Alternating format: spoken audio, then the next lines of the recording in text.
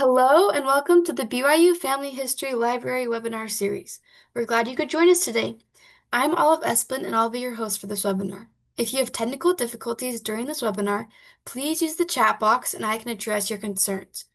You are welcome to use the chat box during the webinar for comments, insights, and questions. However, all questions will be addressed at the end of the presentation. Our next webinar is on August 27th with Amy Stoddard. Her presentation is entitled, Who are the Germans from Russia? If you would like access to a previous webinar, please visit our webinar index on our website or search on our YouTube channel. All of our webinars are recorded and uploaded by the following Monday for your convenience. We also post links to recordings and other updates on our Facebook and Twitter accounts.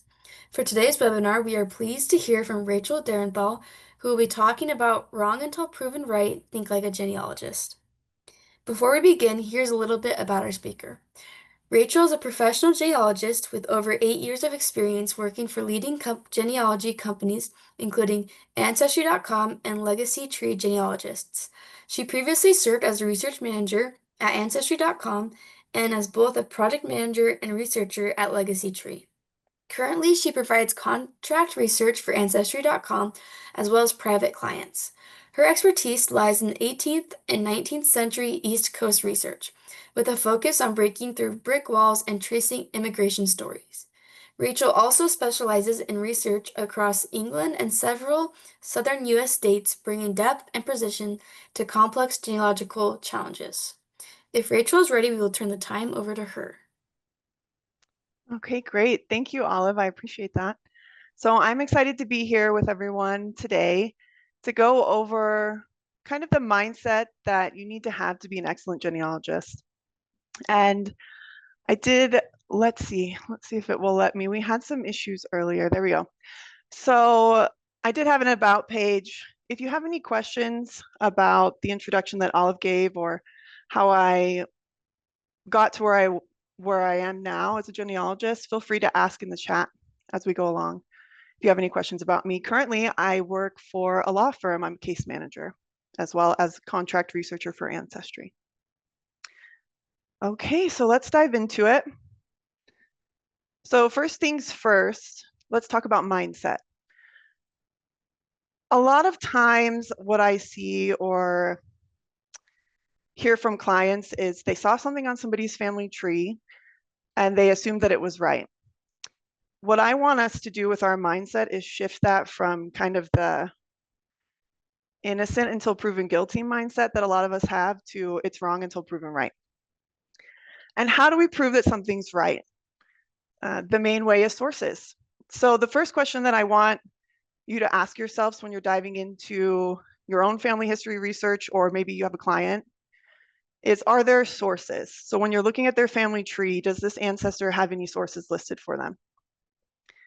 The second thing that you want to look into is, are there sources that are definitely for your ancestor, or are they for a same named individual? The third thing that we want to look into is, do the sources prove kinship? So let's say you do have sources, they're definitely for your ancestor, but is the information in that source giving you definite proof that your ancestor is related to this other person you're looking into for sure? Because you can have 10, 20 sources, but if they're not telling you, yes, this is so-and-so's father or mother, you don't have proof of that kinship. So let's do some trial runs, some interactive stuff here. So the first thing is I want you to look at this and tell me what you notice is wrong with the picture. You can put it in the chat, you can think about it in your head. I'll just give you 10 seconds to look it over. So this is from one of my friend's family lines. Excuse me, sorry. I've been a little bit sick, so my throat might go out on us a little bit. But she asked me to look over her tree, and she was pretty certain that this was her ancestor's father. And so when I looked at it, I noticed something wrong initially and said, okay, well, this could be the father, but I have questions. So what I saw was there's no sources here. So you can see right here, we don't have any sources. So the mindset again that I want you to have is, this is wrong until it's proven right. I don't know if this is the father. And you shouldn't be confident this is the father either, unless you have sources that prove that. Okay, next one. What is wrong with these sources? Now, some background on this. We're looking at William B. Cochran, and a lot of the family trees that you'll see online and on Family Search Ancestry, they say William B. Cochran of Marys County, Missouri, died in Oklahoma in the 1930s. And these are the two census records that we see on those trees. Now, I'll give you a little bit longer on this one. This one's a little bit trickier, but what do you notice when you're looking at these two? Does anything stand out to you? Are there any red flags that come up when you're like, oh, I have questions? Because that's kind of what the mindset I want you to have is I have questions. This could be wrong. This could be right. I just need more information, right?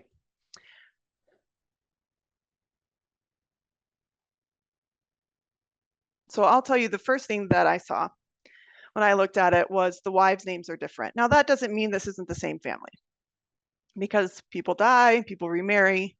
You'll see that a lot. However, the next thing that I saw was there's a significant difference in what I would expect age to be. So for William in 1900, he's 36. In 1910, he's 60. I'm like, okay, that's concerning. Then we have parents born in different place. Sometimes that gets mixed up census to census. So then what I notice are the children. And so let's dive into the children a little bit. In 1900, we have a 14-year-old, 8-year-old, 5-year-old, 1-year-old. None of these names are translating over, except for potentially Willie. And we would expect to see possibly Bola, Willie, and Laura in the 1910 census, because we're just add 10 years onto that, right? And so you're expecting to see an 18-year-old, a 15-year-old, and 11-year-old living with their father. But they're not there. Now, this Willie down here could be this Willie here, right? But with all the other pieces of information combined, I'm concerned. I have concerns. Now, could he have, there's stories of men leaving their families and starting a second family. I've actually seen it with evidence in the 1800s before when I've done research. However, it seems a little bit more likely we probably have the wrong person. So that's, again, the mindset that I want you to have. I want you to review records. If you get the chance, go into your family trees, review records, make sure that the sources are matching up. So this is in line with our second point, that you want to make sure the sources you have for your ancestor are actually for your ancestor and that they are tracking.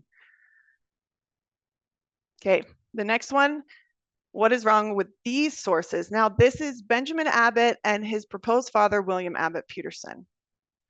And so I want you to just take a minute and look things over and tell me, and this one's going to be more hard.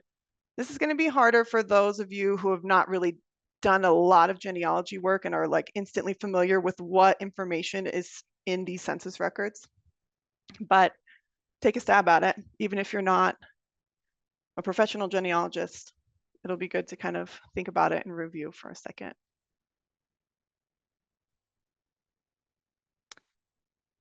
So looking at Benjamin Abbott Peterson there, and I wanted you to be able to see it, so I cut off, but there are a lot more sources down here, none of which have information related to his father. His father's not listed in here, here, here, here, here, here, not on the marriage record.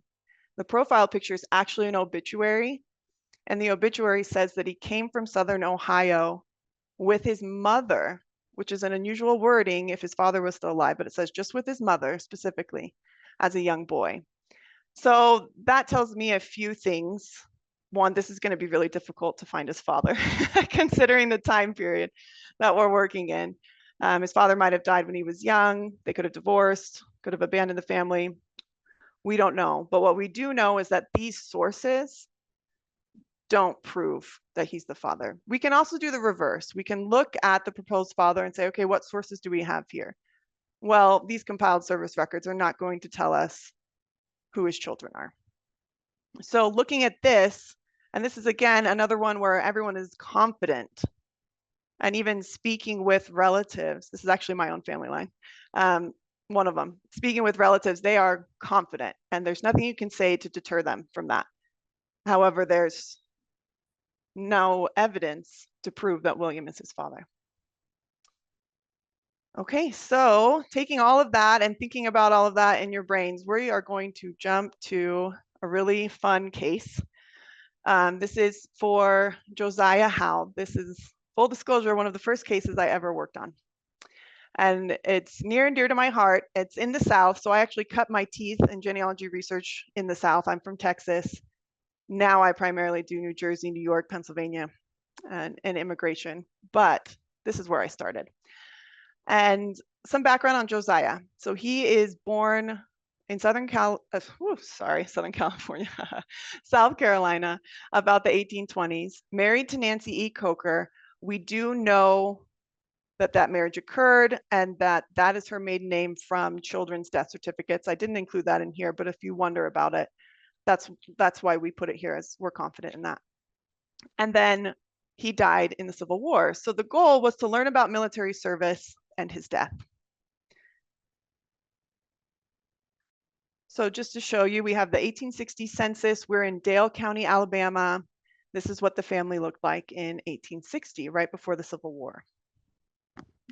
Nothing really important here. It will come into play later in the presentation, but just to give you an idea, this is what the family looks like. You know, track names, males, females, ages, places of birth. Okay, and remember, we're in Dale County, Alabama. So we have the service records of Josiah Howe, and we can see that he enlisted in Henry County, Alabama, which is a neighboring county to Dale County. We can see how long he was there for. We can see that he got sick, and then he was in Dale County, Alabama for a little bit. And then we can see that he went to Confederate Hospital number 11 in Charlotte, North Carolina for Ambustis. Okay, so when I saw this, I thought, one of the first things I thought was, didn't the war already end? So, and some thoughts on that. So it technically ended the 9th of April, but there are, so like General Johnston didn't surrender, I think, until maybe the 26th of that same month. And then service, how do I word this? All of the armies surrendered, let's put it that way, I believe by June 23rd. So we have this kind of gray area where people are still fighting, people still think the war is going on. I mean, it's not modern day where you have, you know, social media and say the war's over, right? So, but that was one of my first thoughts. I was like, wait a minute. And then the second thought was, what is Ambustis? And I need to know if he died in this hospital, right?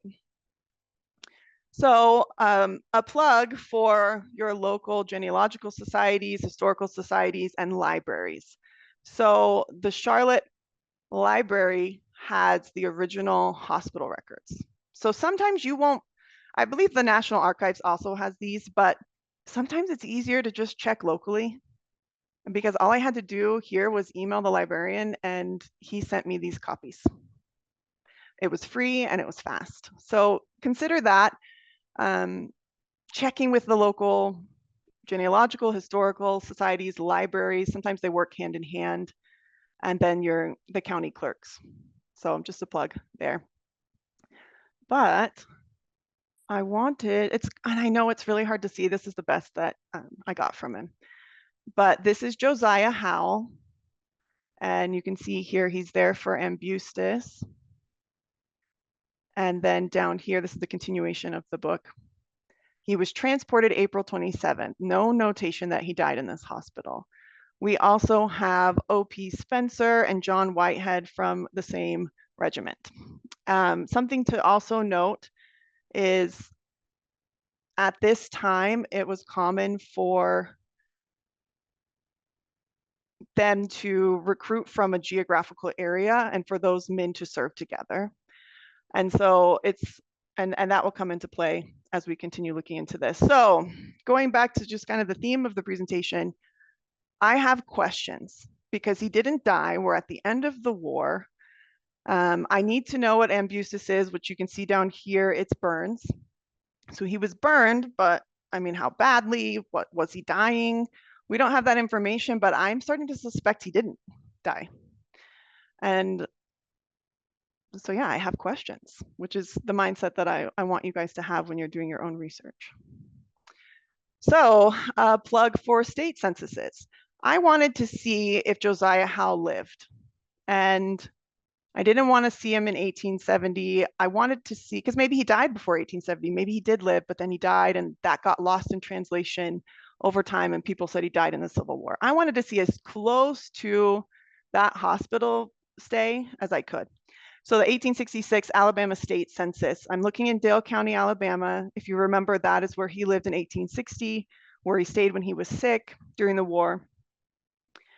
And we have Josiah Howe. We also have OHP Spencer, who was in the hospital with him. So, and this is on the same page. I just split it up so it was more visible. And this will just be fun. I don't know how familiar you guys are with state censuses, but you can see male, female. Is there anything that you notice, if you remember the 1860 census coming here, with the general makeup of Josiah Howe's household? And you can put it in the chat, just think about it. What I noticed when I saw it, I said, where are the females? We should have Nancy and we should have the daughter Mary. What happened? Where did they go?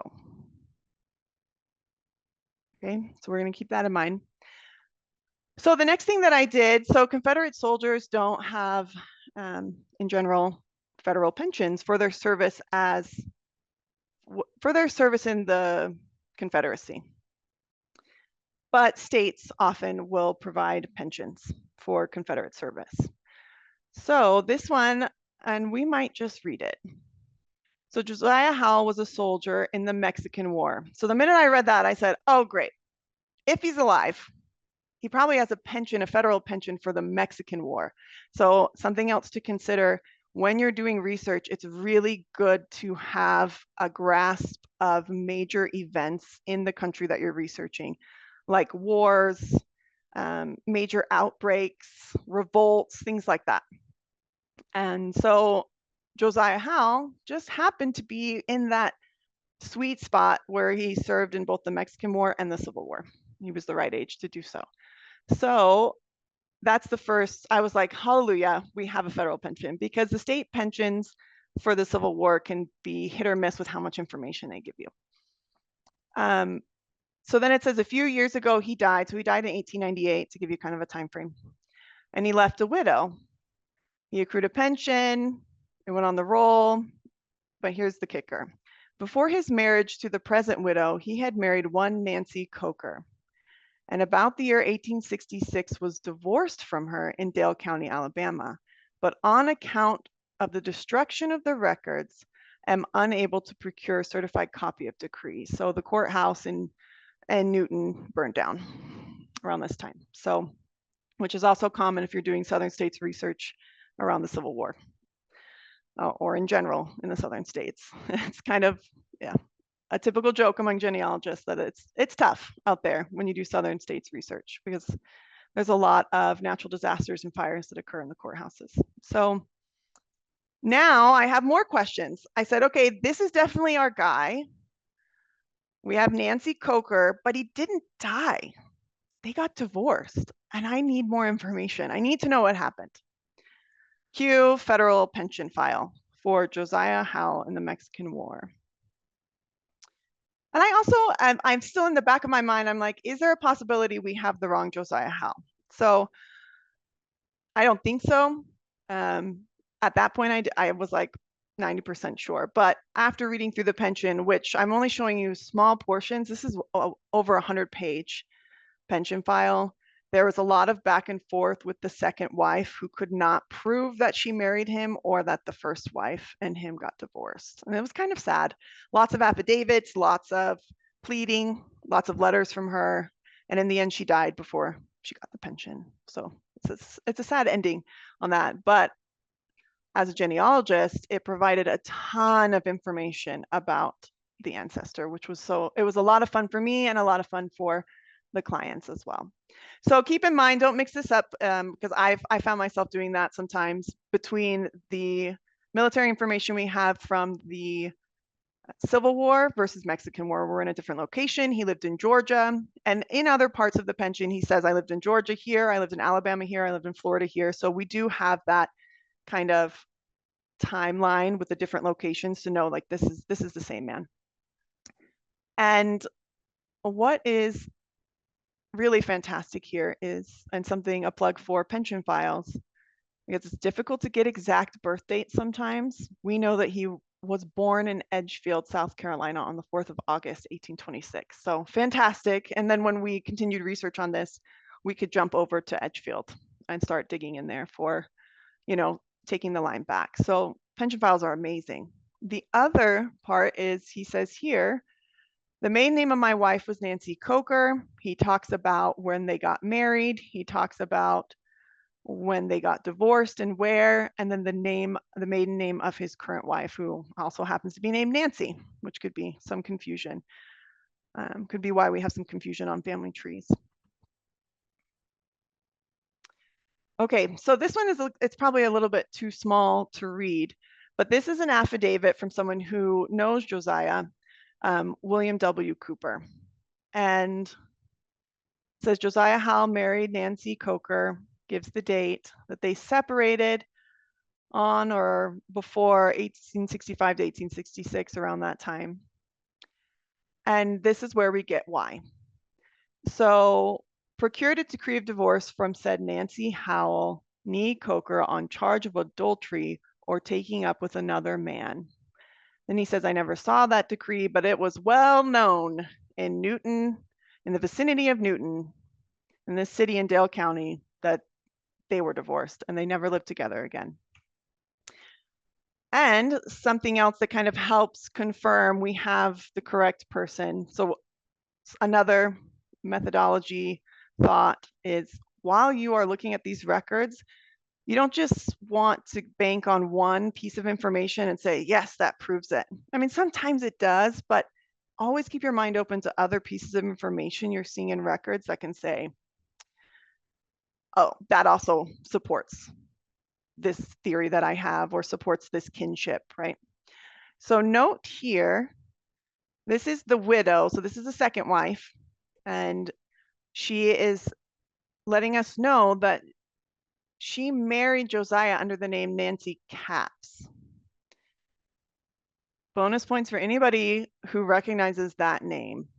And this is something else you'll want to do, or try to do as a genealogist, is when you see records, note all the names and try to keep them in your mind that you see, because they can become important. So Nancy, let's just go back. Let's check that out. Sorry, I went too far. Got excited. Nancy Capps was Josiah Howell's neighbor in 1866. The widow, Nancy. Widow Capps. So that just further confirms for me, yep, this is our guy. And he did not die. He did not die in the Civil War. He survived. He got a decree for divorce based on adultery. And we don't, that's what it was known in the vicinity, right? We don't have a record of that. So it's, maybe his word versus hers, we don't know. But we do know that he didn't die in the Civil War. So takeaways. First thing, have an open mind. That's really, really key. It's hard, especially if you're doing your own family line, because great grandma did this research or grandma did this research. They were really confident. Everybody knows that so-and-so, we're descended from this Revolutionary War soldier, or this is the story, right?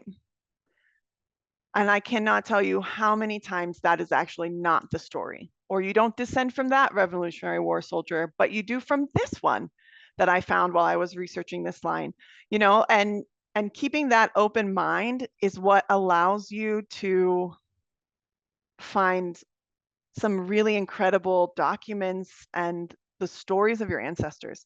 I just can't reiterate that enough. is to have an open mind. Because if I had had a closed mind and said, no, he died, and I'd shut this down and said, that's it, he died, we wouldn't have kept pushing. We wouldn't have maybe found all this information that we did that tells the true story of what happened with Josiah Howe and Nancy Coker. True as in what we have in these records, but more true than the idea that he died in the Civil War, right? So keeping that open mind, I think, is really essential. And a balance too of it's wrong until proven right, but it could also still be right. We're not shutting it down until we have definitive proof, and we're not accepting it until we have definitive proof, right? Or enough stacked evidence to say, yeah, this is likely our person. Sources, sources, and sources. So number 2 is making sure, one, there are sources listed, making sure that the sources are for your ancestor and that each source tracks and is for sure for the right person. And then making sure that these sources prove kinship if that's your goal, and that they state, this is so-and-so's father. And on a side note, just a tip, and many of you probably know this, but when you're working in this time period, you're not going to get a lot of vital records. Talking about 1800s, 1700s, vital records being births, marriages, and deaths recorded by the government. There are some places that do have them mid 1800s, earlier, especially marriages. So when you lack those vital records, they just don't exist, they weren't created at the time that you're researching, you go to probates. So will records, estates, administrations, land records, other court records.